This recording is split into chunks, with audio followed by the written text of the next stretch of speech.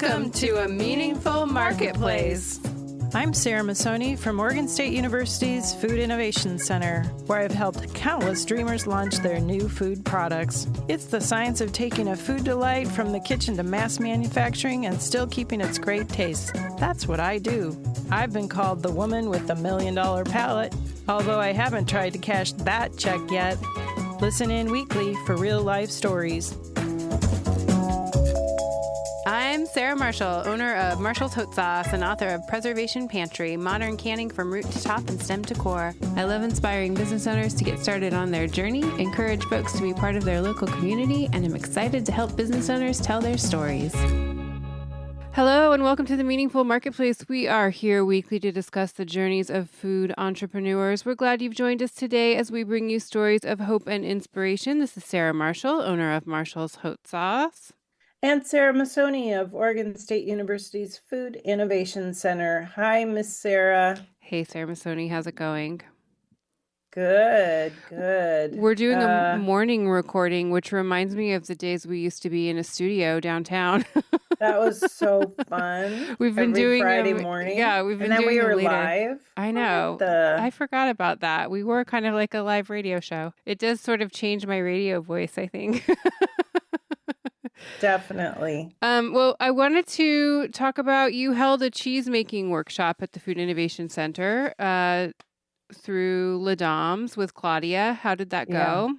Yeah. It went great. We had 25 people. Oh, that's awesome. Celebrating the notion that you could make cheese at home in your home kitchen just with a pot and a colander and some cheesecloth and some milk rennet and a starter like a buttermilk. Yeah. It was amazing. Claudia's been a guest on the show before. She has a product where you can make cheese at home, and she's written a lot of cheese making books. You can check out some of her other podcasts, but she's also a member of the Les Dames group. So we're going to be holding different classes at the FIC, so you can follow Sarah or Les Dames to figure out more information about those. June is going to be Judy Ann Wu. She's going to do photography. And then Sarah Marshall, you're going to do one, aren't you? A Skillshare on hot sauce? I'm going to do a fermenting and canning workshop. Yeah, definitely. Nice.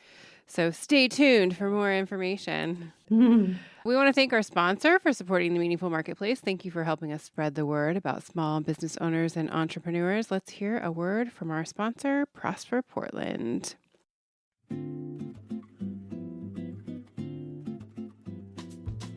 Prosper Portland is the economic and urban development agency for the city of Portland. We focus on building an equitable economy by carrying out a comprehensive range of economic development programs that support small business, improve access to workforce training, and create jobs for Portland residents. Food and beverage manufacturing is a fast-growing industry that demonstrates strong, inclusive growth potential in Portland. It encompasses everything from entrepreneurs just starting out to established companies with international distribution. Prosper Portland works collaboratively with local companies and institutions to help grow priority industries like food and beverage manufacturing. This support takes the form of business retention, expansion, and recruitment visits, industry-specific programming, networking events, business-specific support, and access to capital. To learn how Prosper Portland can help your business, contact Yvonne Smoker, the Food and Beverage Manufacturing Industry Liaison, for more information, and visit prosperportland.us.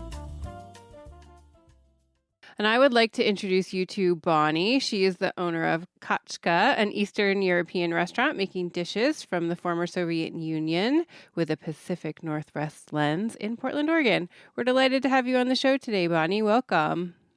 Thank you so much. Thanks for having me. We want to connect our listeners to you and give them the best way to follow you and your story. How can they find you on social media? I personally am not on social media, but our business is under Kachka PDX, that handle. And then our distillery bar is Kachka Fabrica. Perfect. Under that handle. I think that's a wise decision to be off social media. I was just talking on my other podcast about how easily influenced I am by other people trying to sell me things. And then I don't think it's a good idea for me to be on there. We want to talk about, you have many sides to your business. So let's start off with the restaurant. So let's describe what it would be like for somebody to come into your restaurant. do foods, like you were saying, from the former Soviet Union. And that's because my parents came from what is now Belarus, back when it was the Soviet Union, as refugees to the US. And I was born here. And so a lot of the food that we do are things that I grew up eating. And so the idea of the restaurant is very much to make it feel like you're walking into a dinner party at my parents' house. And so we try really hard to give it that feel as best we can in a restaurant setting. Yeah, I think it really does feel like that. Even when you're just like waiting or you're walking by, and then once you're seated at the tables, it does really feel like there's a very fun family vibe to it. So if people haven't been there, I definitely suggest it. It's super fun. But other than the restaurant, you also have a distillery, which you mentioned, and a marketplace, and you do a packaged good. So can you explain those things to people as well? Well, we obviously get bored very easily, so we like to do lots of things.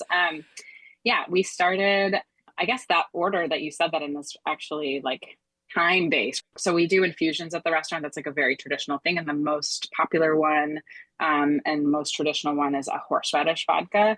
And we started getting requests to buy bottles of that really early on. And, there were some shady parking lot deals before we could actually do that.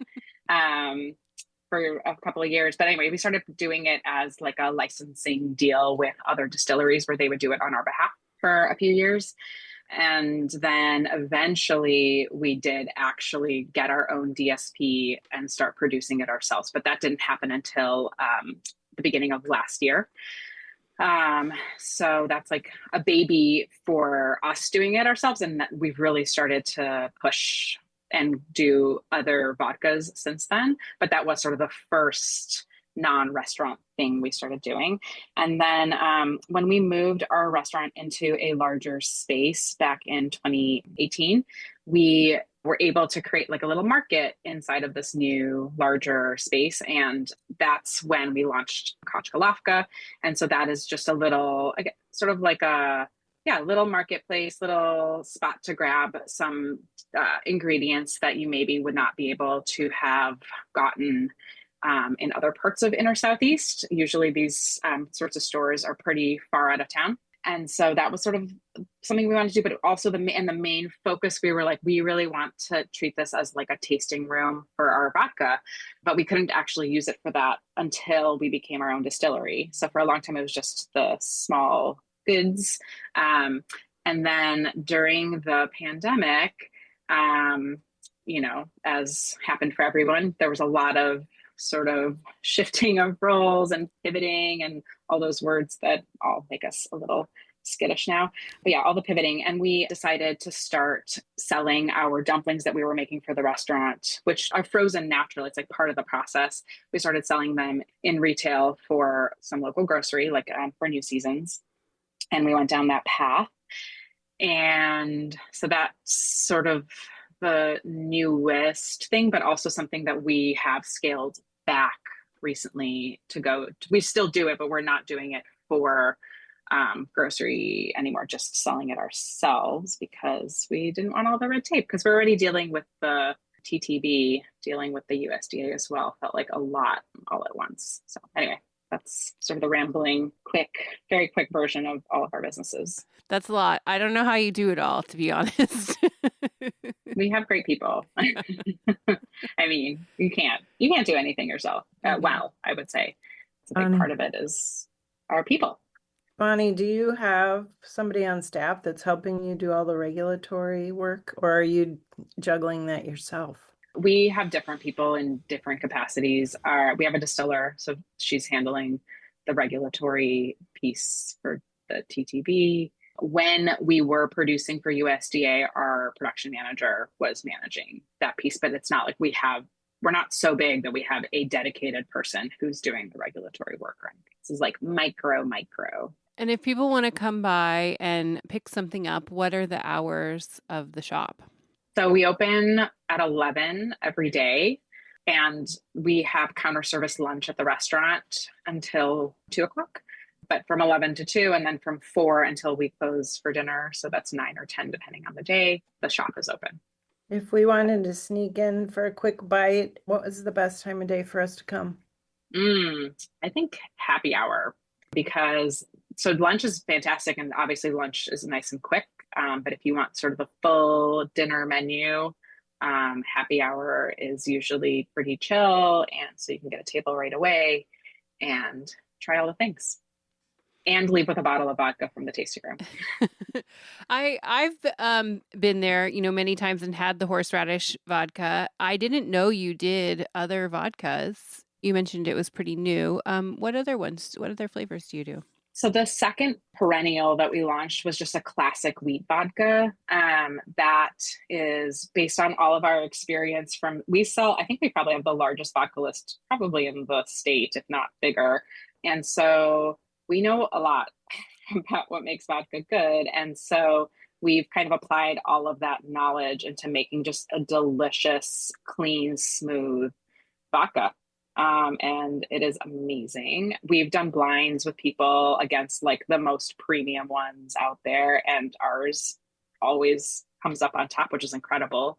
So yeah, that. And then another perennial that we just launched more recently is pertsovka. That is a Ukrainian traditional like chili pepper honey infusion that we do using Hungarian chilies and some local honey. And then we also have something that I think is a little unique in the distilling world, which is like seasonals that are very short, small production runs.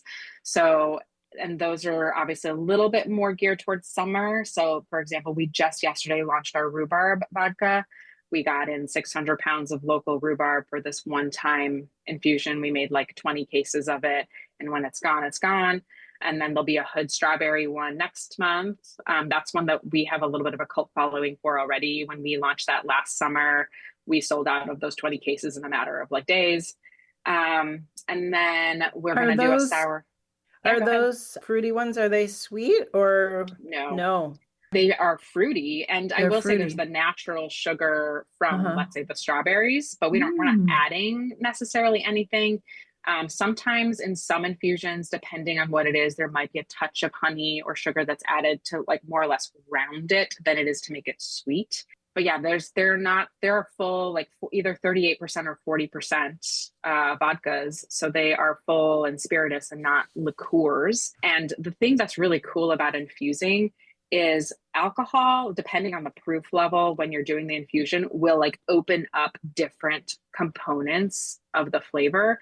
And so I like to say that like when you taste, let's say for like right now we have rhubarb, when you taste the rhubarb infusion, you're like tasting like as if somebody just like exploded it out and opened it up, and you're getting to taste this rhubarb in like 15 different dimensions. Wow. So it tastes like rhubarb, but rhubarb amplified. And that's what I think is really cool about it. It's not to do this like frilly, silly, like whipped cream vodka, it's really to truly understand that ingredient in its fullest, is how I like to think about it. And there'll be a sour cherry in August, when we get that fruit in July. We'll put it in the hopper. And then we do a holiday one as well called krambambulia, which is like a traditional Belarusian spiced honey liqueur that I basically like to think of as like a hot toddy in a bottle. So we do that for the holidays. So those are our things right now from the distillery side. That sounds so fun. And that's one of the things I like about the restaurant. You can order you can order all different kinds of vodkas, but you can order the ones that you make too. And you can get them in a little carafe with little glasses for everybody to drink at the table. And everyone's like cheersing at all the tables, which is part of like what makes the environment so fun. Everybody's just having like a very nice time. Yeah, thank you. Yeah, for us, it's important for people to drink in culturally what our style is, which is like you never drink alone, you don't drink without eating, and you certainly don't do that without a good like thoughtful toast. And we obviously can't make people do that at the table, but we encourage it. There's some verbiage in the menu. And so because we really want it, again, to feel like you're at a dinner party at my parents' house or a family member's house. And that's how we drink at home and how we eat at home is together. And there's this opportunity to like share something that's in your heart, and everyone toasts around it and then takes a bite of food and keeps going. Right. So that's how we like to do it. So, and I find that when we encourage people to do that, that they are like, wait a minute, I should do this all the time. So I love sharing that piece. And, it's hard in restaurants to do storytelling beyond the plate or the glass and make it a little bit more of an experience without being hokey, like Renaissance fair style or something. And so or medieval times, but we try to encourage certain things that are cultural, again, without it feeling forced or hokey.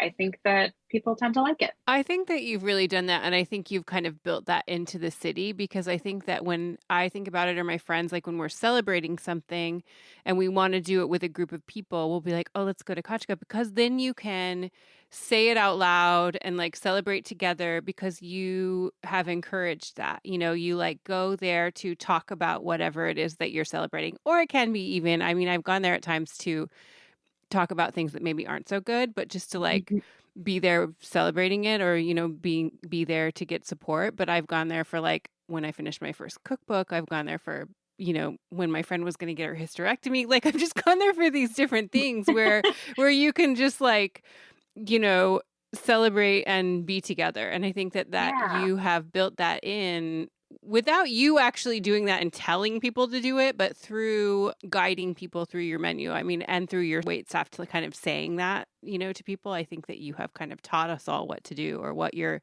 family would do in your family's home. I love that. Thank you so much for sharing that. Yeah. It really, for me, eating is about community, and that could be for highs and lows. And I love that you feel like you can come here and have that sense of community and sense of support, in your worst and best times. Yeah, for sure. We're going to take a quick break. When we come back, we want to talk a little bit about your interaction with Prosper Portland. So we'll take a break and we'll be right back. Oregon State University's College of Agricultural Sciences and the Food Innovation Center are proud sponsors of Meaningful Marketplace. With a mission to serve all Oregonians, we are committed to giving voice to those whose food and agricultural stories are not always heard. By providing access and opportunity for a more diverse and just food system, because food brings people together. Okay, tell us everything that you've done with help from Prosper Portland. Prosper Portland is incredible. And one of the best ways that they've helped us is to provide funding for working with OMET and to like help us figure out some systems in manufacturing. So like, again, restaurants are not the same thing as food manufacturing in any way. And so our brains aren't naturally wired to think in those larger quantities and know the right kind of equipment and structure that we need. And so that was really incredibly helpful. So through OMAP, we ended up figuring out a good piece of equipment that we could bring in to help us streamline things, because we were doing everything by hand, and not just like finding the piece of equipment, but also like figuring out like all of the things around that, like how much refrigeration you need, what kind of power do you need, and what is the workflow going to look like, and all of those sorts of things. And so that was really helpful. I also, in doing that, spent a lot more effort and time into looking at the numbers, and we started to realize that even with getting a piece of equipment, that the kinds of numbers that we would need to be doing to break even were so like insurmountable at this time, that for us to move forward down this path of grow was just going to mean that we were losing more and more money. And so that is like a big part. We, at this time when we were getting the equipment and running all these numbers and working with OMAP, made the decision to scale back. And like, I know that sounds like a negative, that we like basically almost didn't completely shutter our business, but like almost completely did. And that feels like this like sad story, but the reality is like it saved us, and it allows us to now like grow a little bit more organically. We've spent a lot of time in the last couple of years thinking about how, there's like in CPG, there's this like serious, especially with, social media does so many bad things, but something that happens with social media in this like CPG world is you get a lot of like, it's so easy to just like launch this brand and be national and be worth billions of dollars in like 3 years. Anybody can do it. Don't you want to do it too? And the reality is a lot of those brands are doing it with a lot of venture capital money, or they aren't actually profitable, or there's a lot of other sort of scary, bad things in the background that are happening that are not a particularly sustainable business. And so we really like took the time to evaluate like why we're doing what we're doing and like what we want to be. And what we've like really realized is like for us, just like taking care again of our community of Portland is really what we want the most.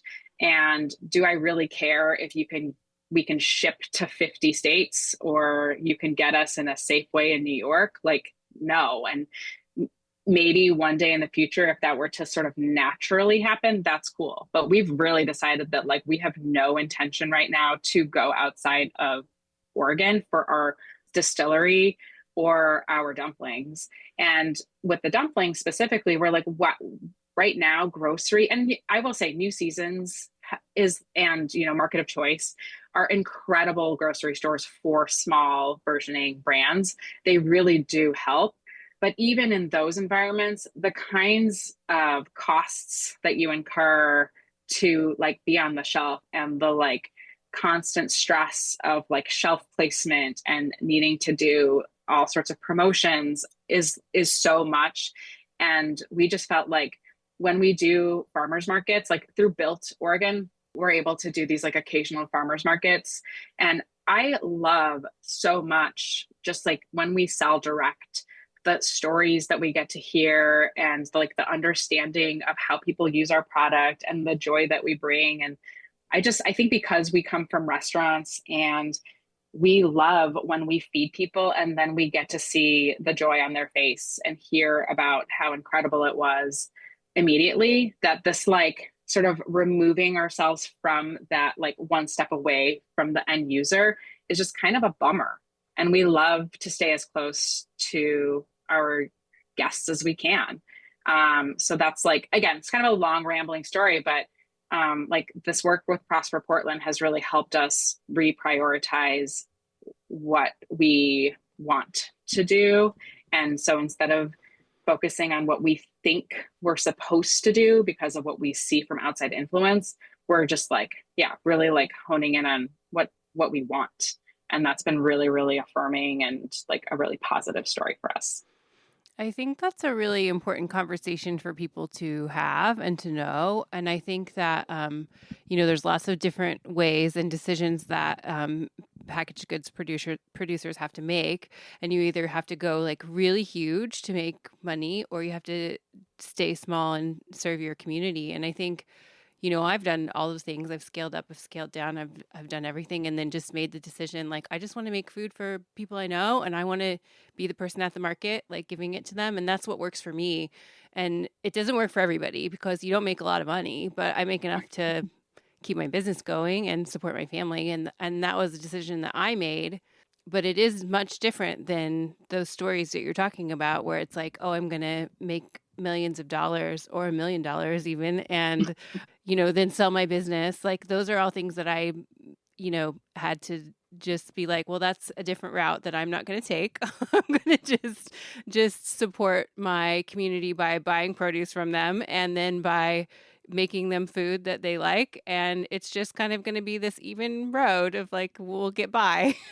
But it's not things that people often talk about. And I also came to that decision of doing those things and not selling to big retailers and scaling back a lot on my wholesale accounts and just doing local wholesale accounts by analyzing numbers, by having advisors through Livelihood Northwest, which is also a Prosper Portland arm. But I really had to look at those things. And it's not always fun to look at because you're like, oh, well, why have I been doing this for so long? I'm like running myself ragged and I'm making like $20.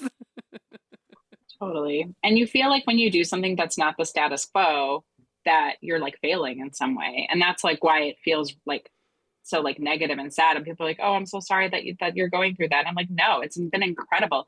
Like the minute we made that decision, like this huge weight lifted off of both my husband and I. And we were just like, why didn't we do this sooner? And I think like, yeah, there's just so many ways to success. It's not always like the one that's like on that traditional P&L. Yeah. And you started all of this as a restaurant owner. You were opening a restaurant and then you shifted to do all these other things because of, I'm sure, I don't know that you would have led to all those products if the pandemic hadn't happened, right? Yeah. I mean, I think the vodka was something that we really always wanted to. I mean, honestly, the dumplings were also something that we were always like, oh, it's this like natural frozen food. And you don't see it you see it only in like Eastern European markets. And we make such a better product. We want to do this. So it is something we always wanted to do. It's just, I don't think we thought a lot about what it takes to do it. And that there are different paths. It always just kind of felt like, well, this is the path. And, like, it's interesting. The distillery world right now is in like a really sort of interesting place because there's been a real reduction in consumption. And a lot of micro and craft distilleries are really struggling. And I think it's because there's this thought of there's just one model. It's the Tito's model. You have to be Tito's. Yeah. And they started small and now they're like the largest vodka, in the country. Right. And so, but that's not the only path. And you are up against these especially in liquor, you're up against these like huge monoliths and they have bottomless pockets for marketing and you're just never going to be able to compete with them. So like the way I feel about it is like, so don't. We have a totally different function and way of existing and we don't have to do what they do and we can still be successful. And so that's sort of like the path that we're taking is like, no, we don't want to go outside of state. No, we don't want to distribute. Like we're just going to take care of ourselves, our community, our employees. That's the other thing too, is like, we committed to a minimum wage internally in our business of $25 an hour. And when you're in CPG and distillery, you're competing with people who are paying minimum wage for most of their employees. So like, we just can't compete in that way. And we just don't want to. Mm-hmm. So we're basically saying like, screw all that. Let's just do it the way we want to do it. Well, Bonnie, my final question for you is we always like to ask our guests if they have any advice for people that are currently dreaming of a business. I have so much advice. I guess to stay on theme is just don't assume that there's like only one path. And I have a husband in this that we do everything together. And so kind of like naturally worked out that we have each other.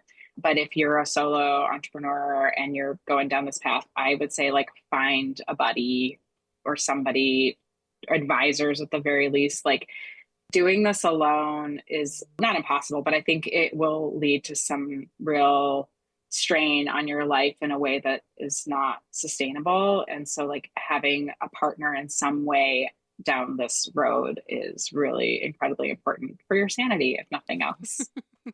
I think that's true. I, as you, also have my husband in business, and I don't know.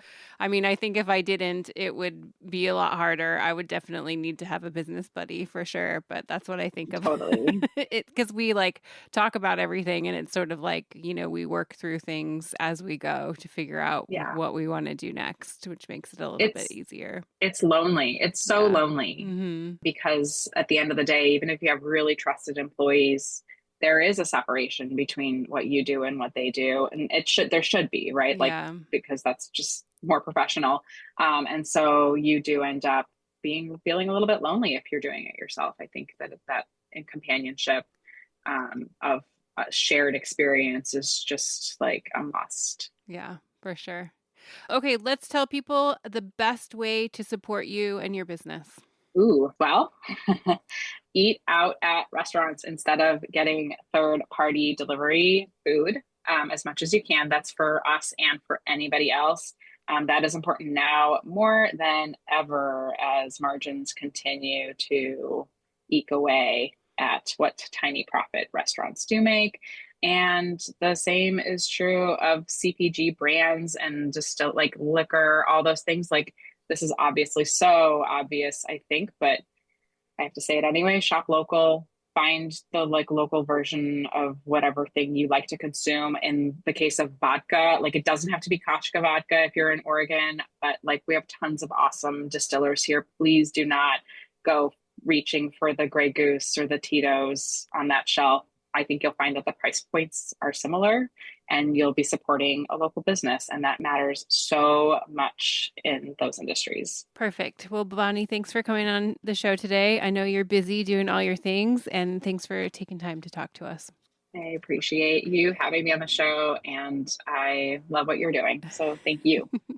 And thanks to our listeners for tuning in. You can leave us a review on Apple Podcasts and iTunes. You can follow us on Instagram and YouTube at Meaningful Marketplace Podcast. You can call Sarah and I with questions at 503-395-8858. And thanks to our team at Joy of Creation Production House, to Dirk Marshall, our producer today, and Haley, our audio engineer.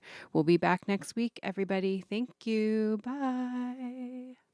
If you love the stories we bring you each week, please consider supporting us on Patreon. As an independent media company, your support is absolutely essential. It allows us to continue creating high-quality professional episodes that amplify the voices of women, small business owners, writers, artists, and creatives, and keep their stories free from commercial pressure. By becoming a Patreon member, you're not just supporting us, you're investing in the future of independent media. Please visit patreon.com/The Joy of Creation Production House to join our community today. Thank you for listening and supporting our podcast dreams.